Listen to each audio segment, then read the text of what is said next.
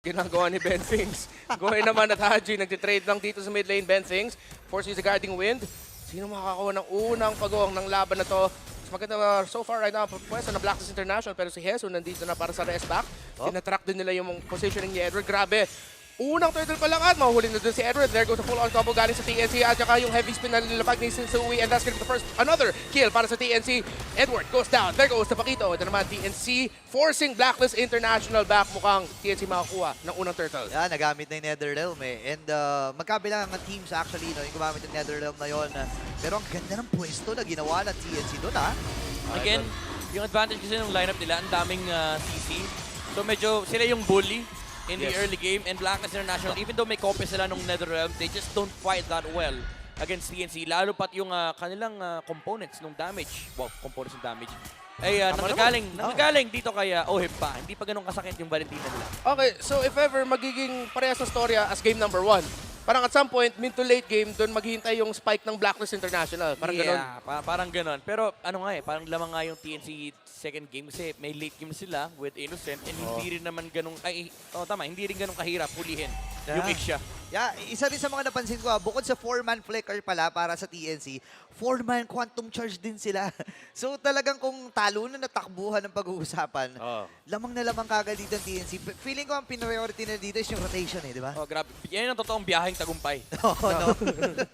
Talagang naka-quantum charge eh. And mababa rin lang naman yung cooldown, no? Pero ngayon... Oh, grabe. Heavy spin na ginamit dito. Matatrap dito si Innocent. He pins down to the wall, and that's a kill para sa Blacklist International. Pero gaganti ba ang TNC? Hindi na.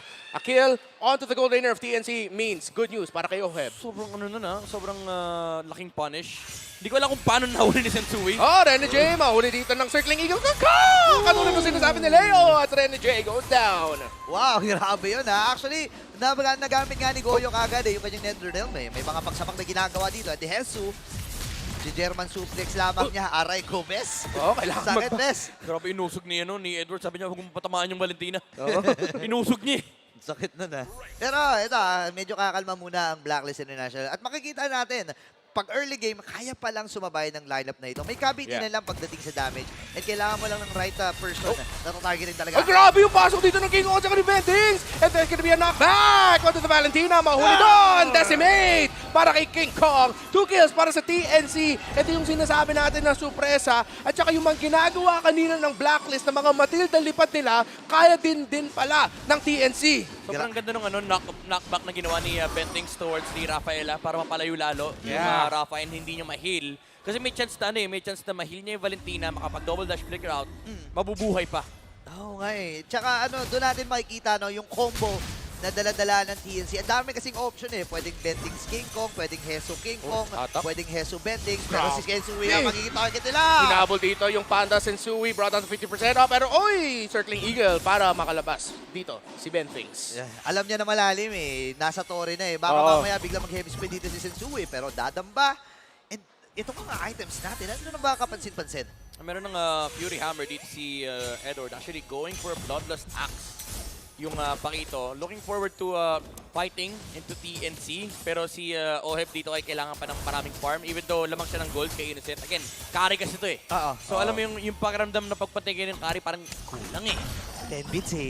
10 bits eh. Kailangan pa ng bago eh. Kailangan pa ng something eh. And yeah, maganda yung sinasabi mo, Midnight, no? Kailangan nila kasi actually ma-punish. At lang maagay doon si Innocent, pero ngayon. After the drop, tatlong miyembro ng TNC malapit doon at magda-dash away si Sensui. Grabe, skapo kagad. Alam ng Blacklist kung kailan sila aatake. Ito na yung atake ng TNC! Grabe naman yung lipat doon ni King Kong. Benfix umiikot pa rin. The airborne knockback onto Rene J.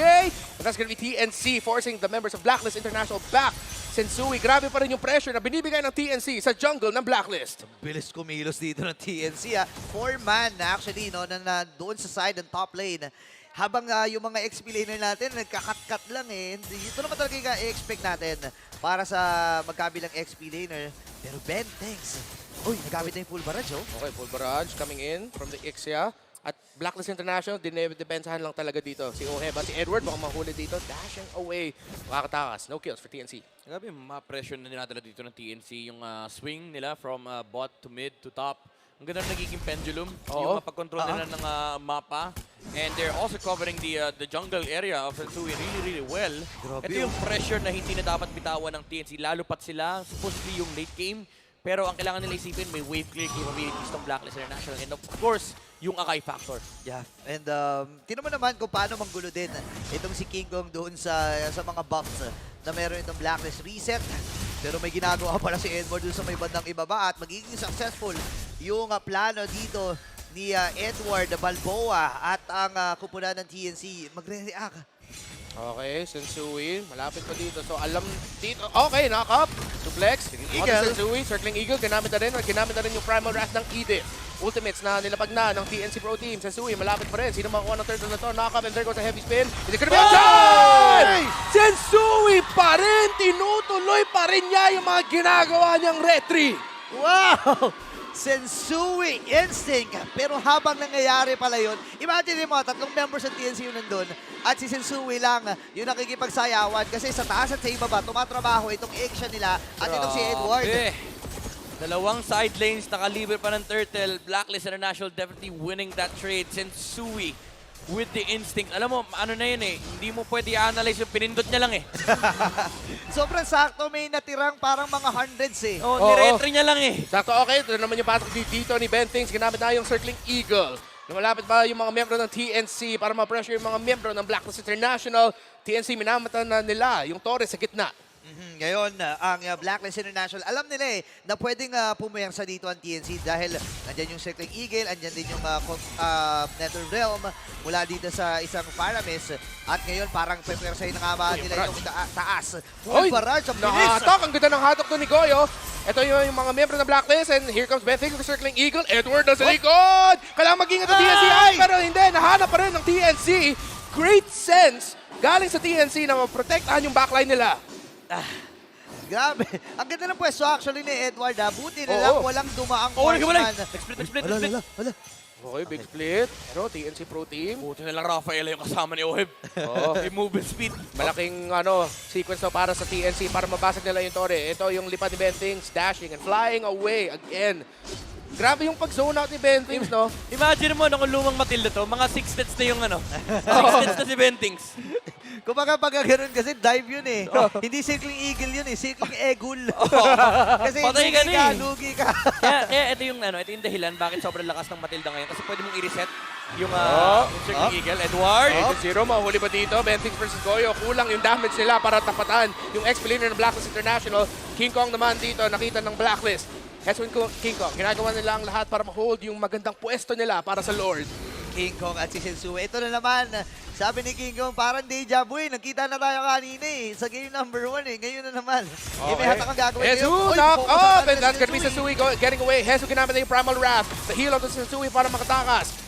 Yung jungler ng Blacklist at TNC, hindi pa nila mahuli si Sensui at iniisip talaga nila habang sa bottom lane si Edward, tinatrabaho lang yung mga tore ng TNC. Ito na yung Renaissance Edward, Season 8 to Season 10 era. What is Lord Dance when you can split push? Classic Edward eh. Edward Balboa, the Agent Zero mula sa Blacklist International. Makikipagsayawan lang si Sensui dito eh. Alam niya kasi na, okay, 5 tao yung nandito sa Lord, so pwede mo ituloy ng ituloy yan.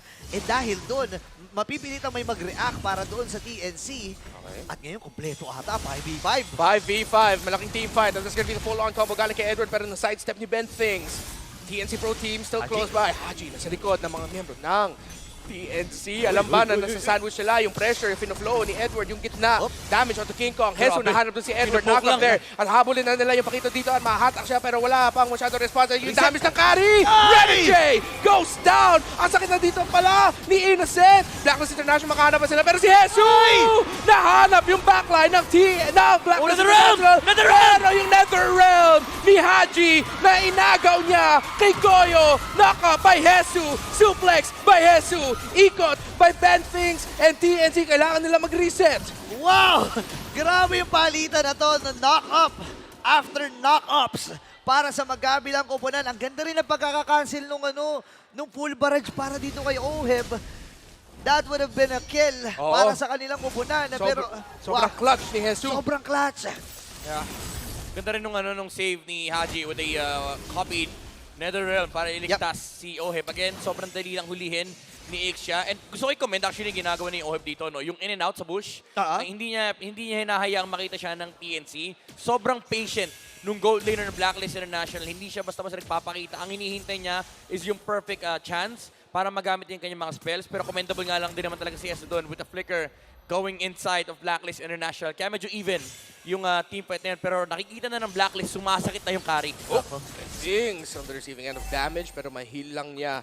At tama, dito naman sa bottom lane. Ay, may 2v1. Edward makakatakas wait dito. At ito naman yung go ng Blacklist International para ituloy na yung Lord. Pero si King Kong ang mahuhuli dito ni Sensui. Si Edward ay mahuhuli ng TNC pero mananakap dito si Ohe. Pero hindi pa tapos yung barrage. At yung Lord mapupunta sa Blacklist International. Ito naman yung turnaround ng TNC. Habulin pa nila ang Blacklist. Hindi na. Focus na lang daw sa mid lane kasi meron silang minion wave.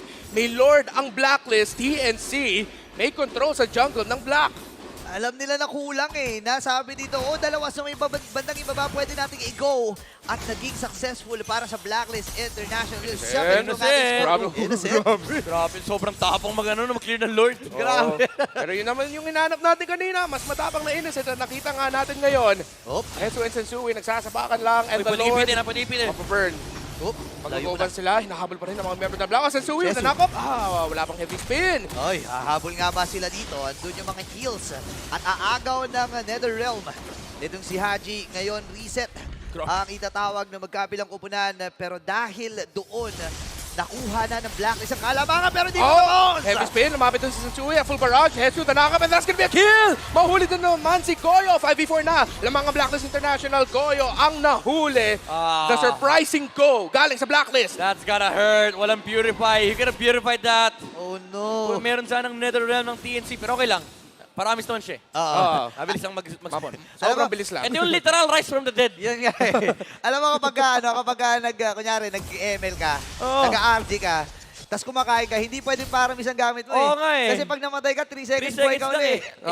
eh. Isang dakot lang ng kanin yun eh. Hindi ka pa nakakasubo, no? Ay, game na pala uli.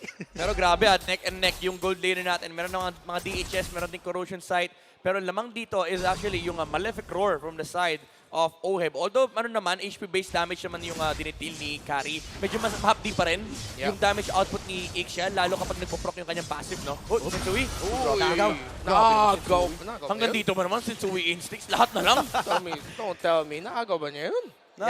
May purple shot, tapos may purple pa dito eh. Mashaket. Ay, nako. Grabe, Sensui, Instinct. Lahat na lang ng bagay. Siguro kapag naglalakad sa labas to,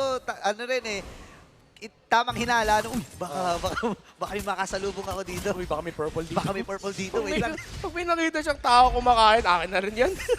Kanina, siguro nagpipishball sila doon. Uy, baka doble. Wait lang. Akin na lang to. Pero, again, the 15-minute mark para sa ating laban, TNC and Blacklist International. Lamang ng 2.4K itong mga agents.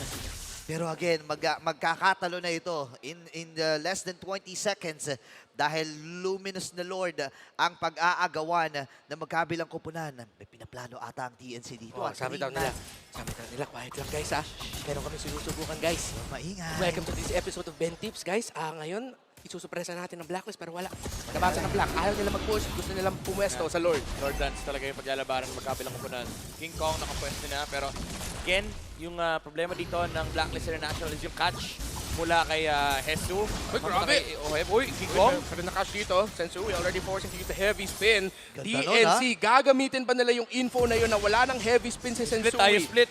Para makalamang. Nag-split si Edward dun sa top lane. Kailangan pa rin mag-ingat dito ng TNC. Habulin nila ang mga miyembro ng Black. Di na nila itutuloy. Lord na reset. May nagsisplit pa sa top. Nako. Blacklist International, ang ganda ng kontrol nila sa mapa ngayon. TNC, kailangan nila mag-ingat. Ayaw tantanan ng Edward dun sa may top lane.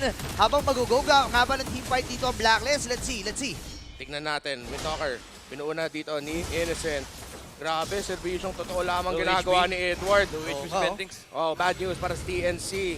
Their roamer is brought to low pero ang bilis ng regen. shield Yan, pa. ang power ng bagong Flash of the Oasis. Hello. Ang lakas talaga ng bagong item sa Sui. Papasok naman. King Kong forced to go back. Mortal Coil ginamit na. Nakap.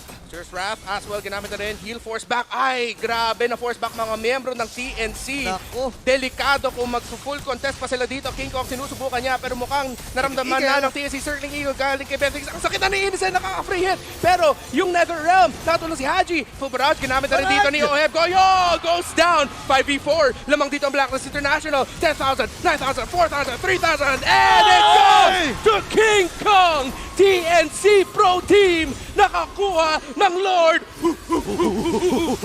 Ngayon si Sensui ngayon, ang ipupuntir ngayon ng TNC. Sino magiging next? Actually, pupasok si Kiko dito. At mapapatay din nila. Itong si Haji, double kill para kay Innocent. Yep, this is what we mean.